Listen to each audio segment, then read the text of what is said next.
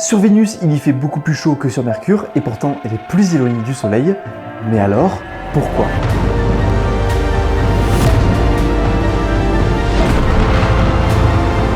Mercure est la planète la plus proche de notre étoile et pourtant il y fait beaucoup moins chaud que sur Vénus.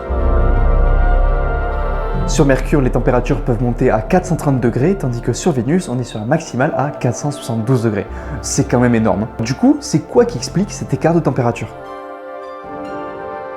Sur Mercure, il n'y a aucune atmosphère. Donc les températures vont monter énormément sur la phase jour, puis baisser sur la phase nuit. Elles peuvent baisser jusqu'à moins 170 degrés. Tandis que Vénus est dotée d'une atmosphère dense. Mais alors, ultra dense. Dis-toi que la pression de surface sur Vénus est presque 100 fois plus forte que sur Terre. C'est n'importe quoi. Mais ça du coup, ça génère un immense effet de serre, mais ça uniformise aussi les températures sur toute la surface de la planète. Sur Vénus, il y fait presque aussi chaud de jour que de nuit. Donc concrètement, ça veut dire que c'est à cause de son atmosphère si Vénus est beaucoup plus chaude que Mercure. Mais ça veut dire quelque chose, ça. Ça veut dire que la distance d'une planète par rapport à une étoile n'est pas forcément le seul facteur à prendre en compte pour calculer la distance de la zone habitable de cette étoile. Mais ça, on va en discuter un peu plus tard.